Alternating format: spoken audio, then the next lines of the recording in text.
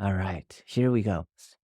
All right, what's up, everybody? This is Seibo Shen with another episode of the Silicon Valley to Spirituality Show. The last two shows, I had more business people on, and I love talking business. But today, we're going to talk about psychedelics, spirituality, and integrating them back into us. I have a very special guest, Stephanie Karzon Abrams. She is a trailblazer at the intersection of science, health, and artistry.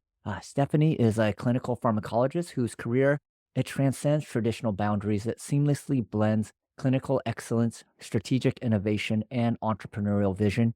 She is the founder of Beyond Consulting, where she provides science backed solutions and operational strategies to natural product and plant medicine brands, as well as psychedelic organizations, biotechs, and clinics. Stephanie is driven by a mission to push the boundaries of innovation and health or innovation in health and wellness. Her work champions access to cutting edge therapies, integrative medicines, and the transformative potential of psychedelic treatments. From designing research programs and developing formulations to spearhead workshops and educating large audiences, Stephanie is committed to making a positive impact in healthcare and beyond. But Stephanie's passions are as multifaceted as her career. Beyond her groundbreaking work in health and wellness, she's also a musician, a writer, and co creator of the Public Secret music label and artist collective, which fosters community around music and creativity. Her interests span everything from the therapeutic organization of patient care to the rich history of plant medicine in her ancestral culture. Whether she's advocating for better patient care, exploring the power of music and connection, or diving into the mysteries of the subconscious, Stephanie brings a unique blend of intellect, creativity, and heart to everything she does. Please join me in welcoming Stephanie Karzon Abrams, an innovator, educator, and community builder whose work is shaping the future of health, wellness, and human connection. Welcome to the show, Stephanie. Wow, that did make me blush. Blush. Thank you so much for introducing me that way. That's very comprehensive. I appreciate it.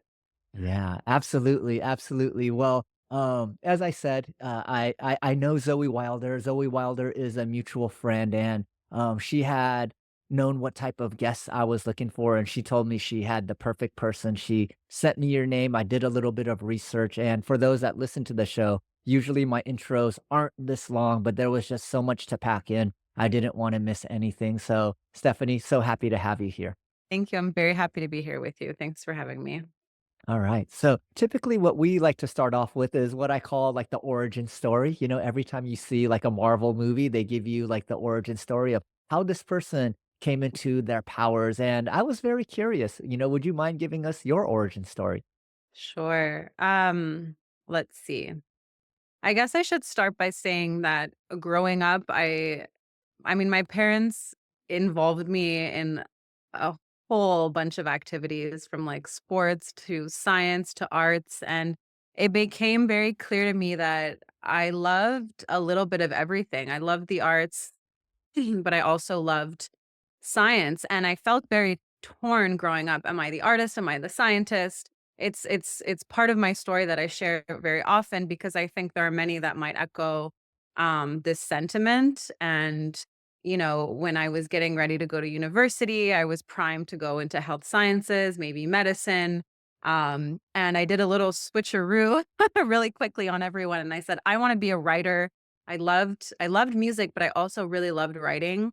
And I thought I'm going to be a writer. Maybe I'll be a travel journalist. I'm not sure. So I started in liberal arts and I did that for a year and I absolutely loved it. But I quickly, clearly went back to science. And it's funny because throughout my education in science, pharmaceutical sciences, and all of that, I kind of stopped writing and I stopped playing music. I remember that up until the moment I went to college, I was very creative and I had a lot of time to give towards like the creative process. I had, music lessons, singing lessons, all kinds of things like that. And then it kind of all disappeared and I got very, very sucked into my studies and other things. And I ended up, choosing a path in my career that led me to the ICU. And it was clinical application of the pharmaceutical sciences. I worked with the pharmacy team. And my focus was brain injuries. And brain injuries in that patient population is just it fascinated me because the first thing that I noticed was you didn't have to be, a professional athlete suffering from concussion or brain injuries. You could be a grandmother who slipped and falls. You could be a father, who has a motorcycle and had an accident. It could just be anyone. And the other thing that really struck me is that these injuries, they affect you on a personality level in the very early stages. If it's a very severe injury, you can experience personality changes. And I noticed and witnessed this very profound disconnection, people disconnected from themselves, and then families feeling very disconnected from their loved ones, really shocked by what was happening and really worried that these people would never come back to themselves. So, in this observation, I also realized that we are giving sorry, I just wanted to mute you while my dog started to Um, I noticed that we're giving, mental health medication to these patients to manage their symptoms in this very early phase of their injury, which is totally normal, but these patients are staying on the same medication for life, Right. managing their symptoms, almost like these Band-Aid solutions. So, that experience in the ICU was a really big catalyst for turning to psychedelic research, psychedelic medicine, and trying to figure out if these medicines and these therapies could help that brain injury population. Um, and if I back up a little bit to the part where I was telling you about how, there was no room seemingly for the arts while I was in college, when I moved, so I'm born and raised in Montreal, but when I moved to LA, um, I was very much, inspired by all the art and the creativity, the entrepreneurship. People had a lot of motivation to just take their passions and create, careers. And not only that, but I noticed people had their hands in different things. And not to say that that didn't exist in Montreal, but not to this level. And I just felt very inspired. I don't know if it was like the fresh start of being in being in a new place, but it was also a catalyst for me to realize that our lives could be very multidimensional when it came to our careers, and it also showed me that, like, a job doesn't just have to be a job, and it set things in motion for me to seek work that felt more like a vocation than just a job. Um, you pair that with my own, I guess, like, psychedelic experiences, self-experimentation, and I guess that's, like, how I found my way. I started looking for people who were interested in the same things as me, brain science, neurology, psychedelics. And I also realized that I could leverage this background in neuropharmacology that I have from college and apply what I know to this field. But I had to go back and learn about psychedelics. I had to learn about how these therapies are practiced. I had to learn the science of psychedelic medicine. And then I just really started trying to get, like, connected to people, and I started to consult on different projects, and it led me to establishing my own consultancy about a year and a half ago, working on a variety of projects.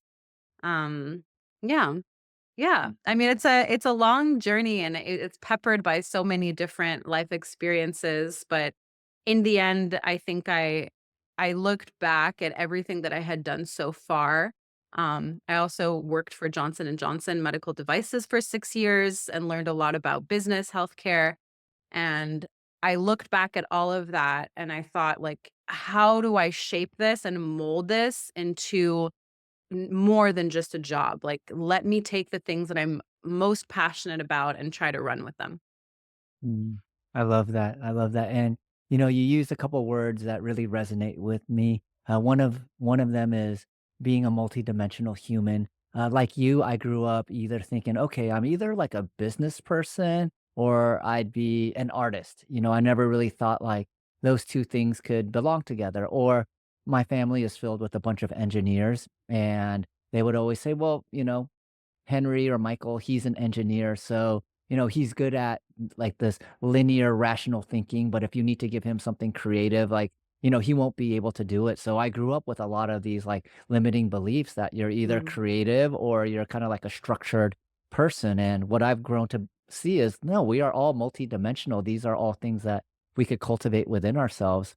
And my so true. father, yeah, my father does Eastern medicine, so I was made aware of the limits of, like, Western medicine, but my father did not get a chance to explore psychedelics the same way. I was curious, what was your entry point into psychedelics? Because it sounds like you did a lot of, like, research on the knowledge-based side of things to really understand how they're working on a neurochemical level, and then you also had your own personal experiences, so I was kinda wondering, could you share, Yeah. like, what you tried and how those doors were opened for you? Yeah, yeah. I totally understand what you're saying about growing up with this like limited, yeah, like limited belief system, and it's like you need to see it to almost believe it, which kind of what happened to me is I witnessed people doing all these things, and I was like, well, if they're doing it, why can't I do it? And why do I have to just fit in the bucket of a scientist when I feel like I am very creative? And you realize that the creative mind is needed in a lot of different areas of life and a lot of different jobs. And when you talk about left brain and right brain thinkers, there are a lot of people that use both sides of their brain, and it isn't just like one-sided. And to answer your question, yeah, like the research piece, of my work came later. I first experienced some of these medicines on my own. Um, yeah, when I was younger, I mean, in my 20s, I remember I experienced MDMA for the first time. And the most impactful thing that happened is realizing that others who also engaged in MDMA or attended these like music events where people weren't just there to like party their faces off. They were there to connect.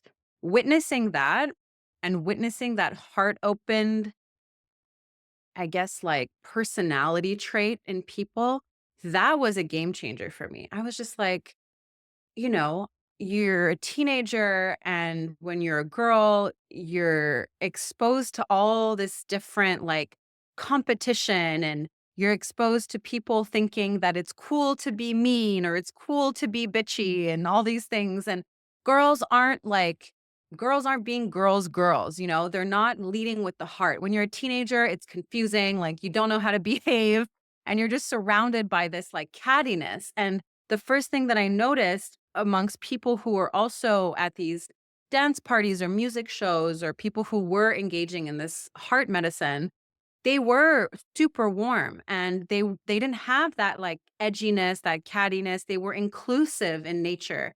And that struck me, and I wondered, what is that? Like, why is it that these people are so heart-centered? And is it because of the MDMA, or are they embodying this in their lives as well? And with time, I realized that it wasn't just the medicine. It was a value that they were weaving into their everyday lives. And that's like the key right there. It's like, okay, you take a medicine, it teaches you something. It allows for you to either behave a certain way, or to do something that's different. It's like a pattern interrupt. But then how do you take that lesson, if you will, and apply it so that every day is a better day, or you are showing up as a better human in your everyday life without the medicine. So, like, the medicine makes you realize that this ability, this capacity lives within you, and you don't need the medicine every single time. You can embody that. So that was like the biggest lesson at the very start, I guess, of my experiences, that I learned is that one, we have this ability to be very heart centered. And two, I want to surround myself with more heart centered people. And then later down the line, I had an experience. This was when I came to California in my late 20s. I had an experience with psilocybin, and it was a pretty Hey, Before we jump into the psilocybin Yeah, story, I yeah. just wanted to talk about the MDMA story really Oh, quickly sure, sure. because I had a very similar experience as you. I took my first MDMA tablet back in, I think it was 1999. I was 19 years oldish around that time, and I didn't drink alcohol. I was allergic to alcohol. I had consumed cannabis, but I never had like my heart open like that same way. And I remember that in the late 90s, men were a lot different back then. We were, like there was a lot of homophobia back at that time. And I remember at one point, me and my friends were like sitting in a circle just massaging each other.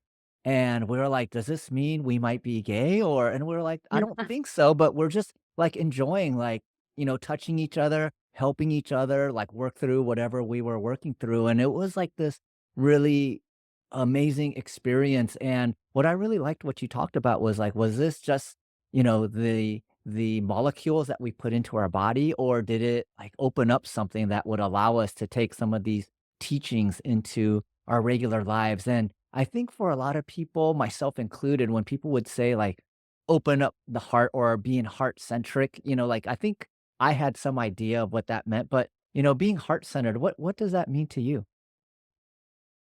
That's such a big question. It means many, many things. Being heart-centered means that for me, it means that I am I am taking into consideration those those around me that are going to be most impacted, I think, by my actions or my behaviors. I think that when we're very much up in our head and it's a lot of like head forward thinking, we tend to think about what is best for us. And it's not to say that we shouldn't think about what is best for us. We absolutely need to stay connected to ourselves and we need to think about you know, yeah, what is best for us. It's important. But when you're heart centered, you're not just thinking about you, you're thinking about the ripple effect. So what you say, what you do, how you behave, how does it directly influence those that you care about, those in your immediate circle? When you're heart centered, you are prioritizing connection. And in order to connect with other people, you need to connect with yourself first. So you need to know yourself and you have to develop a level of awareness that I think we often are able to just fly by because life is so fast paced um, and stressful. Right? And being heart-centered also means creating that space and that time to allow for connection and deep connection. And it's leading with love and compassion. And I think these are things that I've learned over time. And, it's not just medicine experiences, it's relationships. But it's also just maturity, I think, as well, is you learn to have a lot of compassion. And I think that it's easy to witness other people, behaviors, and just get that feedback and make snap judgments, right? Or be judgmental. Or, if someone behaves in a certain way, you categorize them as this or that, and you say, that person's not for me. And that's okay to have boundaries in these ways, but it's also really important to lead with compassion and realize that everybody has their own capacity to give. And I think that being heart open is just patience and understanding, compassion. It's prioritizing connection with self, connection with others, and realizing that everything that we do and say and how we behave will have a ripple effect on the people that are closest to us. And that matters, that matters a lot. And taking those people into consideration and being considerate is being heart open, accepting people for who they are, practicing non-judgment and showing up as yourself as well, like not just saying these things, but embodying them. It's all part of being heart centered. It's such a big question. Don't you think? Like it's just so many things to mention. Yeah, yeah. I tend to try to approach these things from a interviewer's perspective versus just us having a conversation. But your Yeah. answer, there's like 99% overlap with mine. It's about Yeah. connection. It's about compassion. It's Yeah. about really empathy and thinking about, and what I really liked about what you said was it wasn't just about being non-judgmental to other people at the expense of, like who you are. You were talking about, yeah, you got to show up as your authentic self. So yes, be compassionate, but don't just try to people please if Right. it's not a part of like how you're actually feeling. So I really love that. And it actually reminded me of in one of my meditations, my one of my guides had said to me, like, Sabo, if you really want to expand your consciousness, you cannot just try to understand this through your mind. You're going to Mm. need to understand it through your heart. And it really opened up kind of a new world of possibilities because the way I used to understand things was like, all right, let's break things down into the atomic unit. If I understand things on its most minute scale, then that means I can reassemble it and explain it to someone. And I started noticing that, especially in areas of emotion or expansion of consciousness is like just kind of breaking things down into digestible, linear, logical, rational chunks. Yes, I did understand it in the mind, but could I feel it through my body? Or is it just something that I understand on an intellectual level and don't really embody? And I'm connecting that to the part that you were talking about, which is like, well, can you take these learnings from your psychedelic journeys or from your inner work and then apply them into your regular life? Yeah, the embodiment, it's so funny. This topic of conversation has come up a few times in the past couple of weeks. We talk about what we know, like in a mental in like a mental intelligence, right? It's like the knowledge that lives in our head. It's what we see that translates into thoughts and they get stored as information, right? But then we need to move more towards an embodied intelligence. And this whole concept of like visual mental intelligence and embodied intelligence is actually a topic that comes up a lot when we talk about psychedelics because we talk about this mind body soul connection, right? And in order to connect the mind, body, and the soul, you need to embody all of this knowledge, all of this information, this wisdom, the lessons, and it falls directly in with integration, right? So what you're saying. And I also think about like practical applications of, let's say, musicians or athletes. They see, musicians see the notes on the page and they know what they have to play. But then there's an integration and an embodiment of that knowledge when they put their hands on the keys and it's translating from a visual stimulus into, a physical output, right? And it's not just about the action, it's about actually embodying the intelligence because after you can take that page away and they can just play, right? And they're not just playing from memory, they're playing from an embodied intelligence. It's fascinating because there's an exploration too of like how can psychedelics help people be more creative, more out of the box with their thinking, and could it also help them learn? And I think absolutely, like people are unlearning and relearning all the time with psychedelics and that's the key. The key is to be able to undo the things that aren't really working for us and then reconstruct them. And again, in order to do that, you absolutely need to integrate and you need to embody. Yeah, as you were speaking, I got a little download and a pretty cool analogy, I think, for people that might be tech oriented, which is intellectual knowledge is like having an application on your iPhone, like the gratitude app. You push it, you could be grateful. But integrating it would be like the next time you do an OS update, the Yeah. gratitude app is like built into the operating system. So it's no longer an app that you have to access, it's just already built in. So that's what came to me as you were describing that, and I wanted to ask, as a scientist, Hmm. I'm not a scientist, but I do engineer and design products, so I tend to, be more, I would say, scientific based as far as like the way that I navigate the world is like, hey, can I see it, feel it, touch it? What does it do? How quickly does it do this? Blah blah blah.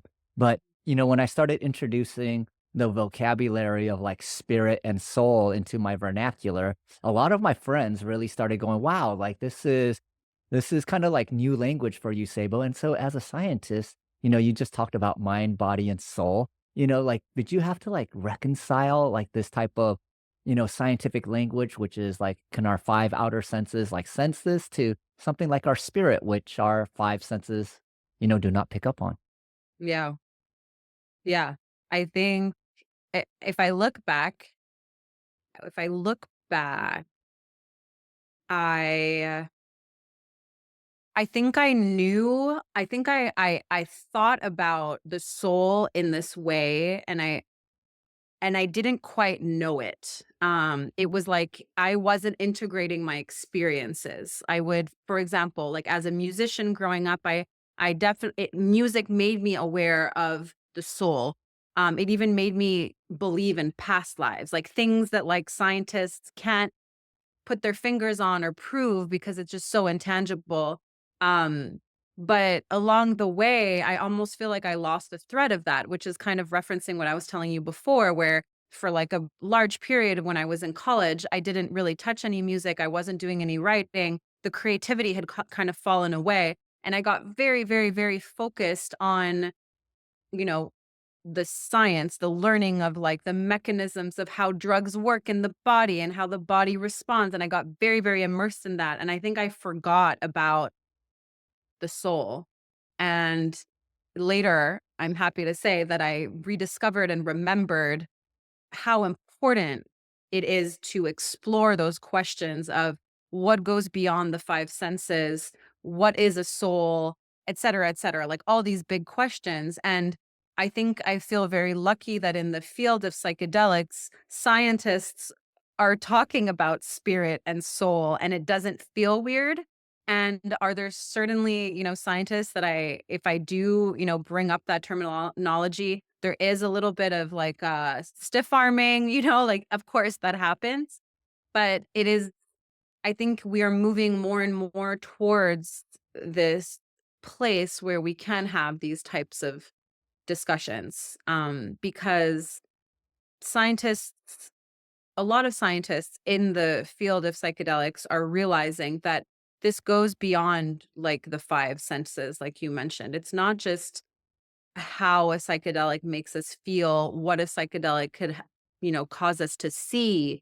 We're talking about like memories, we're talking about suppressed memories, we're talking about an exploration of the subconscious that often feels like we're awake in a dream. And the fact that people are now you know, experiencing these psychedelics in clinical research and are attesting to their experience, I think it's really setting the light bulb off for a lot of scientists to be like, okay, this goes beyond what we can touch. And a lot of the times it becomes hard to even evaluate in a black and white manner.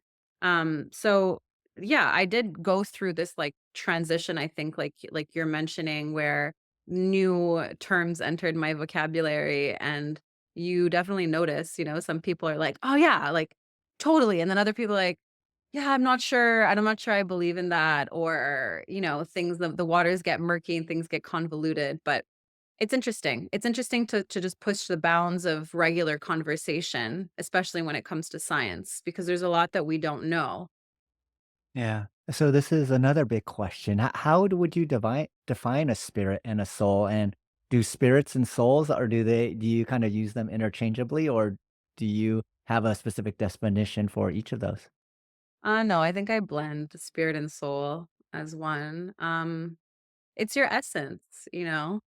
It's your essence, it's your energy, and I very much believe that, this human body vessel is like it is a vessel for your soul. Um, I do think that the soul definitely makes a connection with this like physical body because you look at yourself in the mirror and there you recognize, okay, here's a person, right? And this person looks like this, and this person acts like this, and this person prefers this. And you have that like visual feedback. And so there becomes this like intertwining. But, when we die, there's a separation, the soul and the body separate. Does the spirit or the soul take a little piece of the body of the vessel? I don't know. I mean, these are like the questions, and at the end of the day, I really do think we are energy. And I do think that the energy gets recycled in some way, shape, or form. I don't think that there's just like a bunch of spirits just like floating around Earth, right? But there seems to be a way for us to connect. There are people that are able to sense things or know things and make contact. And that just blows my mind. And I always wonder because I've had definitely some really interesting experiences where I feel like I've made connection with an energy of a person that's passed, right? And I'm just like, how do you explain this? How do but I will say that soul, spirit, consciousness for me are the same. And I do think that consciousness is not just something that lives within your head box behind your eyes. It's much larger than that. It's not just like there's like like an energy that lives inside your vessel. I think there is also a piece of your energy that is outside the vessel. And yeah, maybe one day we'll understand, maybe one day we'll never understand. I'm not sure. Yeah. Well, that tracks with my belief as well as my experience on one of my ayahuasca journeys. I was contemplating this question and what it was showing me, or it showed me like the analogy of like a radio tuner.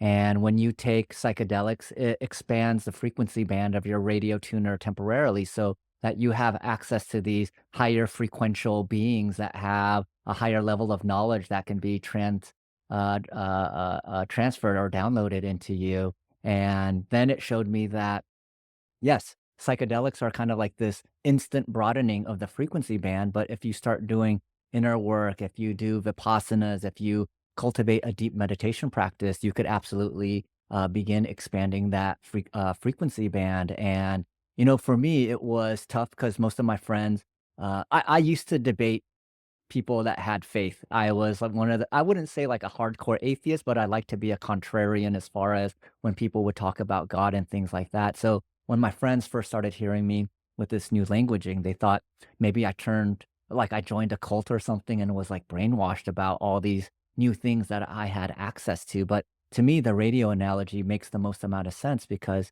there was this movie called Everything Everywhere All at Once. And I was curious about the title of the movie. And then I stumbled upon it's a scientific theory that the past or everything that has ever happened, everything that will ever happen, it's actually all happening simultaneously in the present moment across infinite parallel realities. And then as I started studying quantum physics, and I noticed like there were things like wave particle duality, quantum entanglement, superposition, I started overlaying that with all the stuff that I was taught in Catholic school. And I started making the connection that I believe quantum physics is like the modern language to explain some of these things that Newtonian science is having trouble explaining. Now, I am really curious. This was a big detour, but I wanted to go back to it. You were about to tell us a story about your first psilocybin experience.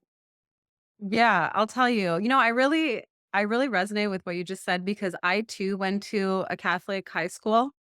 Um and I was raised Catholic and then went to the Catholic high school and after a while just could not resonate and align with organized religion.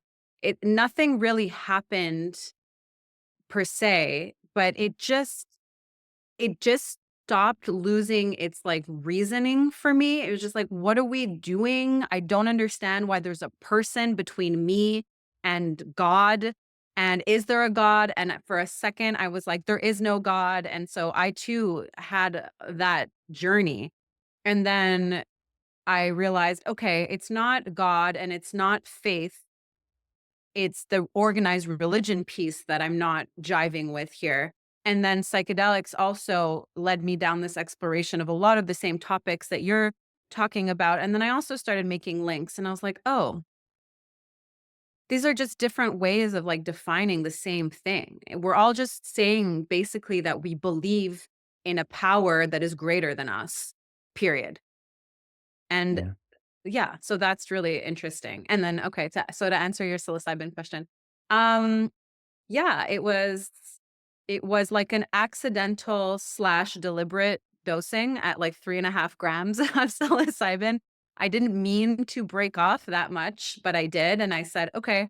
let's just do it and see what happens. And it was profound. It was very, very profound. I had never quite understood what it meant and how and why, people were always just so enamored with psilocybin, but then experiencing it, I was like, okay, this makes a lot of sense. And it also just started me on this path of questions. Like, how is this possible that these things that I haven't given any thought to in so long, not because I repressed them like consciously, but just because they happened and they were gone, they're now coming back to me in these really profound ways. My analogy is like you have these drawers of socks and like automatically the drawers start opening and the socks start pouring out and you're just like, what do I do with all these socks?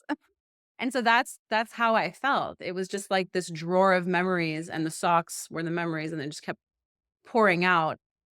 And so just trying to understand, like, on a neurochemical level, how memories work and all of that, like, how is this happening? That would really began like it was the start of my intrigue. And then the other thing that happened on this journey is a friend of mine who had taken just as much was having such an emotional release. I had never experienced this before, and I had to juggle my experience and her experience. I Wow. wanted to be present and hold space for her and show her that I was being supportive, but it was also very overwhelming for me to manage that. It was, like how sensitive you become. And so if you're in a place of maybe of joy or exploration, and then you witness someone having like a catharsis, very emotional, very sad, mixed in, with all those kinds of emotions, it's easy for you to just kind of absorb a lot of that. And so it was really interesting for me to be navigating my own journey, and then also, trying to hold space and also just witness the pain that this person was releasing. And so that whole experience was very profound. And here's the other interesting part is that there was a while where I think I integrated it, but then there was a while where I kind of pushed it to the side and didn't give it a lot of thought. And then it was maybe like a year later, I'm not quite sure why, but I revisited that moment, and it's like I got an opportunity to reintegrate it. And Wow. more came to me, more realizations about life, about, relationships and friendships and family. And even, more recently, just doing these types of conversations and interviews, people have asked me about my first major experience, and I reference this one, which has brought that experience back into my present day. And what fascinates me is that you always might think that you're done like learning from an experience, but you realize very quickly that you're this like eternal student. And if you keep revisiting these very, profound moments, you'll find something new to learn every single time. So by rehashing it in conversation, it's kind of like plunged me back into those moments, and I've given them extra thought recently, and more has come. And I just think it just really highlights the need for that integration, and also just the recognition that we are just these eternal students. And even though they're our experiences and we feel like we know them, there's just so many layers that we should just keep trying to dig through, because there's just always more. Yeah. Yeah, really cool, really cool. I have similar experiences to you, especially when I reread books. Mm. They could be books that I read in high school, or they could be like spiritual books that I read a few years ago and then just reread them. And I will find like so many more nuggets of wisdom that I just wasn't aware of when I was at a lower level of consciousness and reading that information.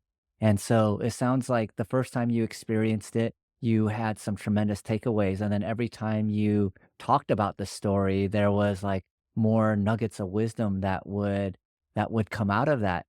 Could you share kind of like maybe what were some of the initial takeaways that you had versus some of the more recent takeaways?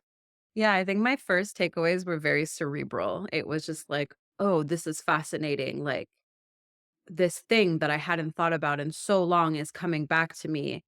how is this possible? So like I went into this deep dive of like, I want to understand why this substance is able to do this to my brain. So like my first reflection wasn't even like about me. It was more about the medicine. And it was like, I need to learn more. And then, you know, then other things came like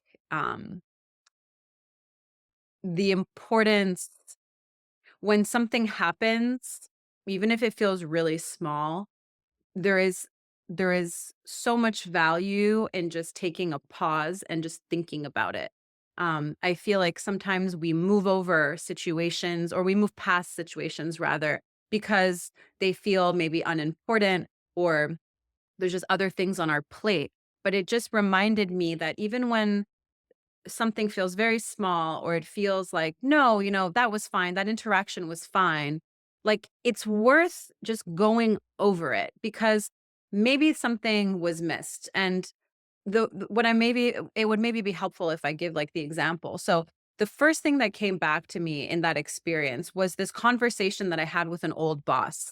And to tell you the truth, I don't remember the conversation at this moment, but I remember that I had an inkling that there was this underlying feeling that maybe my boss was upset or maybe he had misunderstood, but I had like rationalized it in my head as it just not being a thing. And I let it go. And it came back and it came back with this message of like, actually, this is what you should have done. And this is how you should approach all of these types of situations with people, whether they're your friends, romantic partner, boss, family, you need to give it more attention. You need to give it a little bit more consideration. Just because you chalk it up as being nothing doesn't mean that it was nothing to them. So that came immediately to me.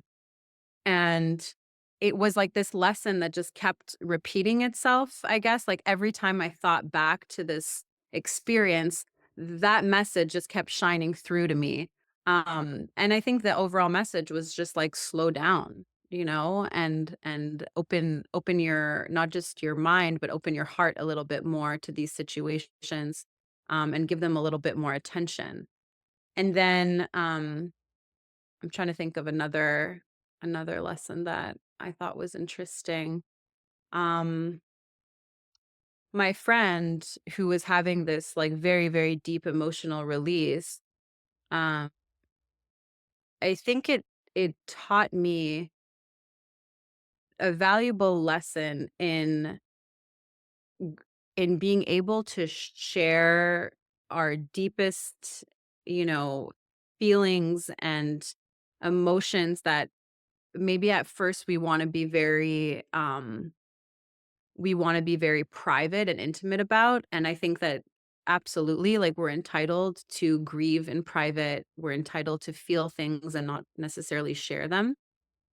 But seeing her so open and raw like that showed me that there is a lot of value in opening yourself up. And I feel that I can tend to want to just take whatever I'm feeling and encapsulate it and not share it because whatever reason. I just want to do it myself. I want to handle it myself.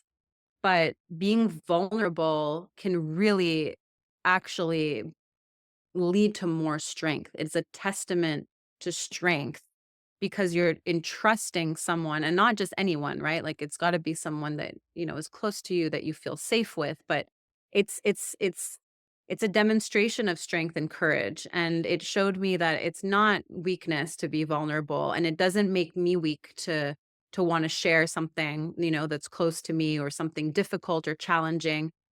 It doesn't mean that I'm stronger if I just handle it all by myself. And that took a while. I kept asking myself, like, what was the lesson? What was the purpose of my friend going through this? It wasn't just coincidental. It didn't just happen this way. There's a reason why I was there to witness her go through this so openly with me and the other people that were there. And I couldn't put my finger on what that was. I thought, okay, it was a lesson for me. I learned how to hold space for a friend, or I was able to show up for my friend. But I was like, what was the lesson for me? And the lesson for me, was a lesson in vulnerability and realizing that there's a lot of strength and courage with vulnerability.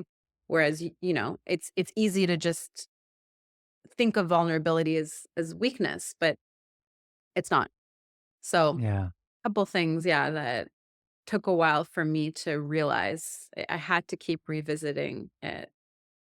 Yeah. That's so cool. I would say about 85% of my clients are women now, but when I first started coaching, it was the inverse. And, vulnerability did come up with a lot of my male clients. And it is interesting that vulnerability is associated with weakness, but I came to the same conclusion as you. It's like, no, vulnerability actually takes a tremendous amount of courage to be that raw and authentic and be okay with however people are going to respond to that. And what I found, especially in the areas of coaching leadership, is that people love seeing vulnerable leaders, being able to see leaders show some emotions other than being like optimistic or hard charging and show that they are multidimensional humans that understand and feel the same things as the people that they're managing and are able to figure out a way forward or be vulnerable enough to admit like, hey, I don't know the way forward. Can we all come up with it together? Yeah, yeah, it's easy to get wrapped up in optimism and positivity, and I think it's important. Those are important qualities and, like, values, but you gotta keep it real. And whether you're in, like, a leadership position in your job, or you're talking about, like, your relationships with your friends and your family, when you're not keeping it real, when you're not showing up as your authentic self, like, people pick up on that. Just because you're not giving them the information outwardly, th it doesn't mean that they're not sensing it, right? And so the inauthenticity that follows ends up causing, I feel like, just more disconnection, not just from you and the other people, but from yourself. Because on the inside, you're feeling one kind of way, but what you're projecting is completely different, and that's what starts to cause disconnection. And if we're able to keep it real and be authentic, and we're able to say like, "Hey, yeah, things are rough right now," or "I made a mistake because I'm stressed and I went too fast," right? Being able to verbalize these inner thoughts, because we know when we've messed up, or we know how we're feeling, if we're feeling low, if we're feeling stressed, we know, and we get caught up in our inner dialogue. But if we're not able to express it and say it out loud, I feel like that's where things can become very sticky when we're talking about staying connected to ourselves. So it's important to be able to vocalize in that way. And yeah, it is vulnerability. Just saying that you made a mistake is vulnerability. Yeah. You mentioned another really important word, the I word, the integration word. And I'm a huge psychedelic advocate. So um, I've enrolled a lot of people into different forms of psychedelics for them to explore. And every once in a while, I'll bump into a friend that maybe just started doing psychedelics a year or two ago, and they'll tell me I've sat in like 40 ayahuasca circles. I was like, 40 in 2 years? That, at least to me, seems like, one every few weeks. And so and I would hear them use the word integration. And at least in my experience, it's really hard to like learn something intellectually and then embody that like in a few weeks. And so I'm just curious, when you say integrate, what are some great ways that people can integrate the epiphanies and the insights that they get from a psychedelic journey? Yeah, good question. Well, something that you touched on, I think, is time. You need time. You need space and time between your journeys. Like just this example that I gave where I have been maybe like integrating the psilocybin experience since 2018. Yeah, you don't need like, 5 years between your experiences, but you certainly need time, and you need to create space. I think a lot of people will go on these journeys, or have these experiences, and then they have to jump right back into everyday life. And for some, they don't have the luxury to say, I'm going to take 3 days off or a week off my life so that I can integrate. We have responsibilities, we have jobs, people have families, so I understand, but there is still way to make space. If you have a partner, you can say, I need this amount of time for the next few days where I'm just by myself so I can journal or so I can just think. Um, I think tools like journaling are really, really, really important. There's something about the act of writing that is very connecting. There's something about taking our thoughts and attaching like a physical experience, the writing, the pen to the paper, making it tangible in that way. It helps us consolidate our experience. Otherwise, these experiences can be quite fleeting. You can exit, the other side of a journey, and you're just like bubbling with downloads and images from your journey. And if you don't write them down or if you don't voice them, they evaporate. Just like when you wake up from a dream and you're thinking about the dream, you stop thinking about it for a second or you don't recount it. And then later that day, it's like you can feel it right here, but you can't quite grab it.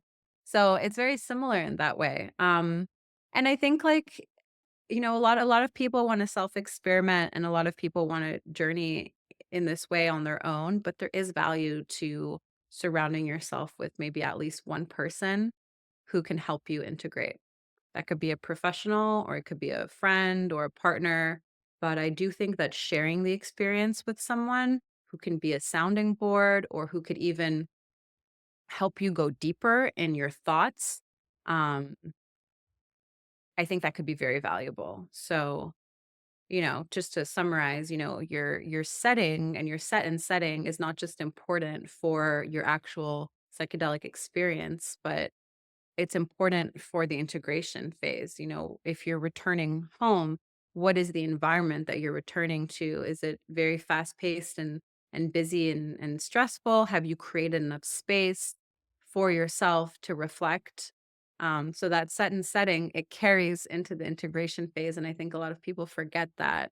um, and finding, activities like journaling or um, some people even record themselves, they record their thoughts and impressions if they don't want to write. So I think tools like that are great.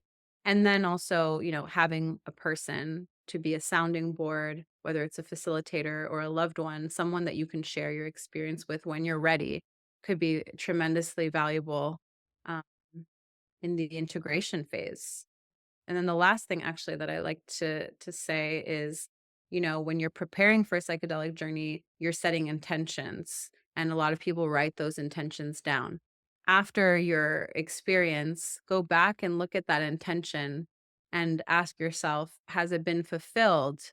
If yes, write about it. And if no, write about it. Address, the purpose of your journey.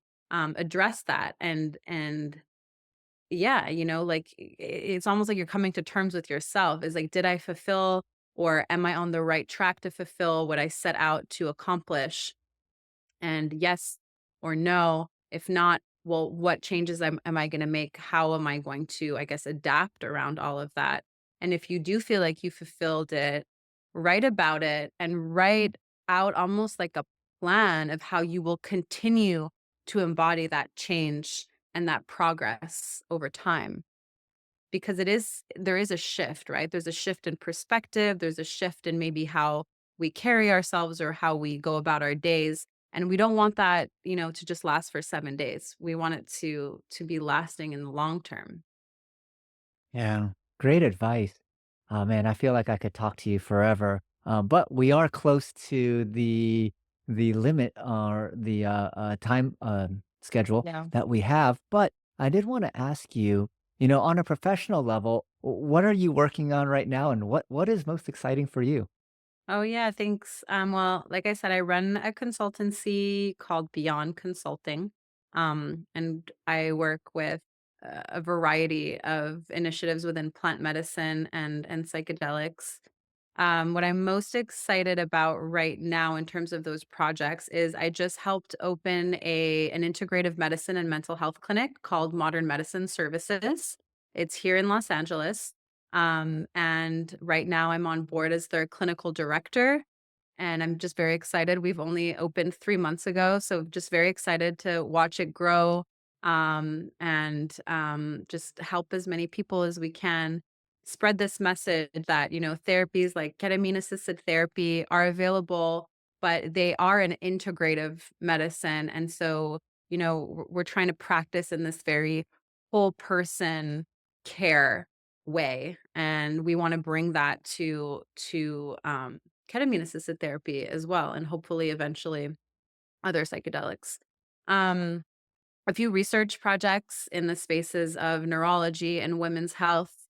I'm doing a lot of advocacy work and workshops, education about women's health, showing women that there's research about different, psychedelic medicines like psilocybin that could help with a lot of issues like, PMDD, which is a very severe form of PMS or perimenopause or postpartum. These things that are just really part of a woman's human experience. And sometimes traditional therapies fall short and women don't really know what to look for. So it's an education about, the current landscape, but it's also an education about plant medicines, accessible plants and herbs that have evidence-backed, science, and that could really work in supporting women's health. So a lot of work there. And I think the last thing that I would say that is really exciting to me is a friend of mine, Jane, and we started a talk series called "The Chemistry of Joy," and it is Mm. a talk about psychedelics. We talk about the science, but it's also a very cultural, relatable conversation about life, about cultivating joy in the different phases of our life, from childhood to adulthood, relationships, connections. We talk about the shadow side of psychedelics, the shadow side of joy, and maybe, you know, the guilt and the shame that surrounds enjoyment. I feel like Mm. as a society, we feel like we need to earn joy. We need to have to like ask permission to experience joy, right? And we can enjoy ourselves over the weekend. And when we go back to work on Monday, maybe we're shielding parts of ourselves because we feel like there may be judgment. So it's a very beautiful conversation. And I guess just overall, like a reminder that joy is something that as human beings we've already earned. And it's something that we need to give a lot of attention to.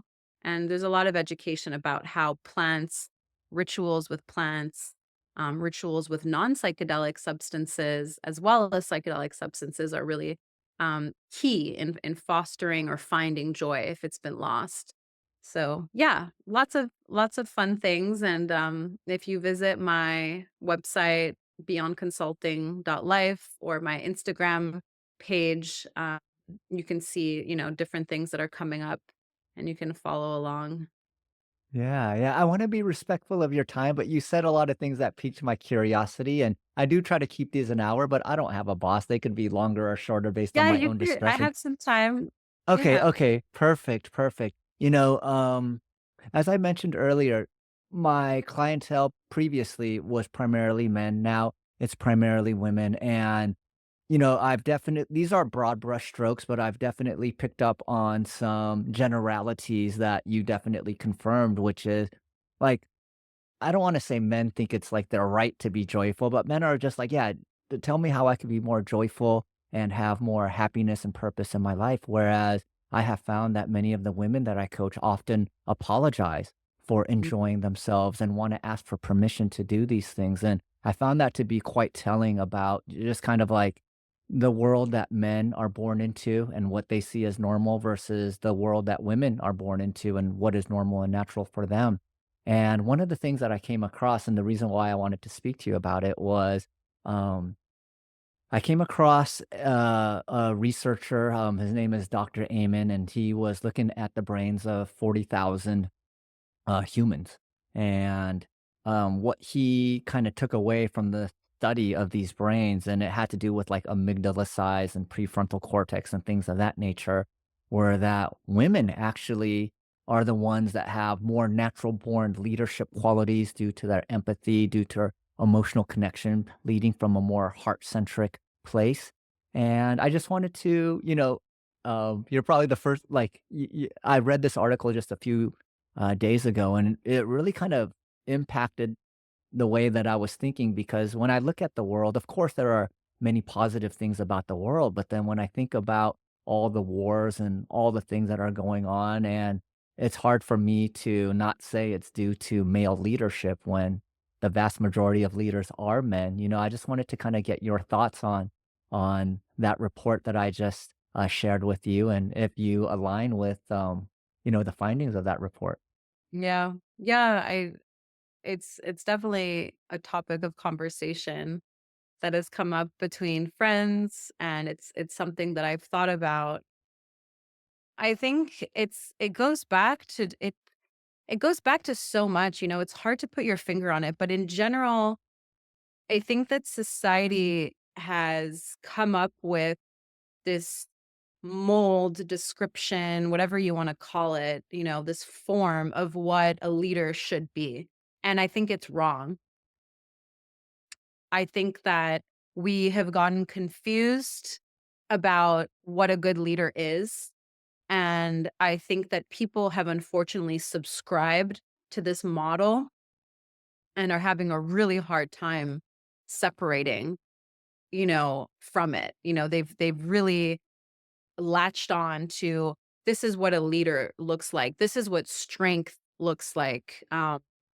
And it's going to take a lot of reform from the inside out. It's going to take individuals getting in touch with their own hearts and getting really real with themselves, to be able to shift that perspective and change minds. But it's got to start with you. Like, it's got to start with the individual. Like, the entire belief system needs to change.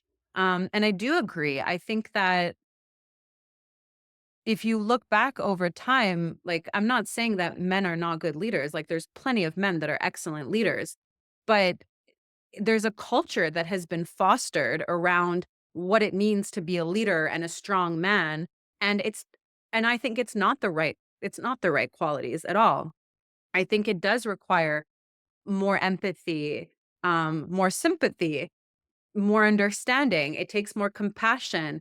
And the other thing is that men who do enter these leadership roles, because of what's been imposed on the leadership role, they feel maybe that they have to subscribe or fit this mold that isn't right in the first place. So maybe maybe a male leader in his everyday life is one way, but then when he steps into leadership, he's behaving in another way. It's just, there's a lot of, like, the entire system, I think, is broken, and it's like it could be like a whole other conversation about the patriarchy.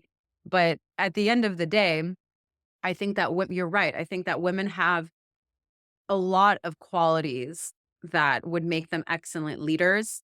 And I think that this, like, feedback of, like, women are too emotional, women are too this, women are too that, that's just like the projection of society that has already subscribed to the patriarchy. It's not really what it is. Um, yeah. I mean, I would love to see a future where there are more women in leadership positions when it comes to, like, leading this country. 100%. I really would. And I want to see women and men in general just, like, not ask for permission or not be apologetic for being sensitive, or empathetic. Um, it's These are things that are just, they just are, you don't you shouldn't have to ask for them or deserve them or earn them. And again, going back to vulnerability, being empathetic or being heart-centered, being sensitive, those are also seen as weaknesses, but I think they're tremendous strengths. Yeah, I 100% believe that. And one of the things that I came across was that we have approximately 70 to 80,000 thoughts per day. 90% of what we think about is the same as yesterday, and 80% of our aggregate thoughts tend to be negative. It's a survival mechanism that allowed our ancestors to survive, if they were more paranoid and they thought poorly of whatever the situation was. But the when I read those numbers, it led to another set of numbers, which was the conscious brain can process roughly 40 bits of data per second. The subconscious is processing information at 20 million bits of data per second, and your conscious mind communicates to you, and that little voice that you hear in your head. Oh, that guy Sabo is full of shit. Or wow, that guy Sabo just made some pretty interesting points. But then the subconscious, how does that communicate to you? Well, it communicates to you in emotions. And so I live in a conservative area where they say facts don't care about your feelings all the time. And I've been responding like, well, if you only knew your feelings are being processed by something that's 500,000 times quicker than your logical, rational, linear, conscious brain, you may see that emotions are actually a heuristic when you don't have enough time to, think and process through. It's like, okay, hey, this person's bad. I'm going to move out of the way or not be in harm's way. Like there's a lot of intelligence that your emotions and your feelings are guiding you. And then the next question I usually get is, well, I have followed my emotions and it led me down the wrong path or something bad happened. And well, typically I say, well, no shit. Like you've been denying your emotions your whole life. What makes you think you would be able to understand what it's really trying to communicate with you? So it's really important to start rebuilding that relationship with the somatic wisdom in your body and start understanding that these emotions, vulnerability, things of this nature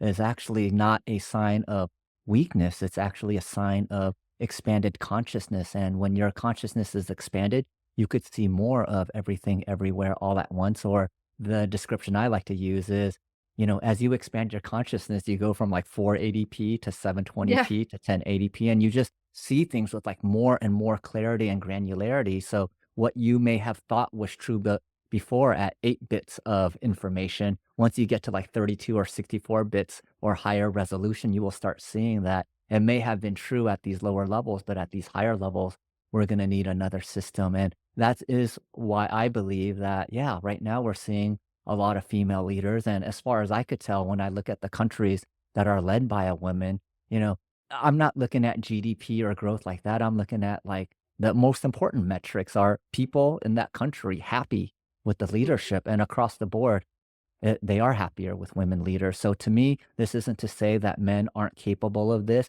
or men are lesser, but it is telling me that at this point in our society, we've seen what male leadership has done for hundreds of years, if not centuries. And I think it's time for us to give another type of leadership a try and see where it takes our world. I agree. I agree. I think it's like our example of what it means to be a good leader needs to be restructured. And people need to subscribe to that. People need to believe in it because now people believe in the current example. Um, Something else that you said that's interesting, about living closer to your feelings. Our intuition, or this feeling of intuition of knowing what's right or knowing what to do, right? Calling that our intuition. It's informed by everything that we see and experience. And what we might be seeing and experiencing, that is very real and that is very factual. So it's learning to, again, integrate what is coming in with our intuition and living closer to a place of understanding and learning to use what we see and experience to inform those gut feelings or our feelings. When they say follow your heart, it's not just like do whatever you're feeling. It's follow your heart, but like your head is also full of really interesting facts and information from like what we're downloading, what is coming in. And so it's like a marriage of the two. It's not like, oh, I'm a rational logical thinker, oh, I'm an emotional thinker. I think it's like learning how to live right in between and source from both of those areas. Mm. Um, because yeah, those gut feelings, they're not for nothing. They're informed with what's going on. And sometimes like things are entering the system so quickly that we're not getting a chance to process them. So it's leaving like this imprint that's translating to a feeling. And you're like, well, why do I feel like this? Well, you need to slow down and you need to open your eyes and you have to look around you and maybe that will inform why you're feeling that way. Once you become close in understanding to that feeling and you become connected to it, then I feel like the solution of what to do subsequently or what your next action is or how to handle the situation, that becomes very clear. Yeah. Well, what a great way to bring it back to the beginning of the conversation when we were talking about the multidimensional aspects of being a human. And what I was hearing was, it's not all about intuition. It's not all about logical, rational thinking. It's about the coherence between the right and the left hemisphere and not just a coherence between the left and the right hemispheres of your brain, but having mind heart coherence as well as a guidance system for your life. So I really love the way you kind of brought that back and tied it up with a nice, beautiful bow. And for people that want to work with you, you had mentioned Beyond Consulting, but if they want to go check out your Instagram or check out the ketamine facility, what are those names of those places and how can they get in contact with you? Yeah, the integrative medicine clinic is called Modern Medicine Services. It's in Burbank, Los Angeles. So if you Google Modern Medicine Services, Burbank. You'll find it.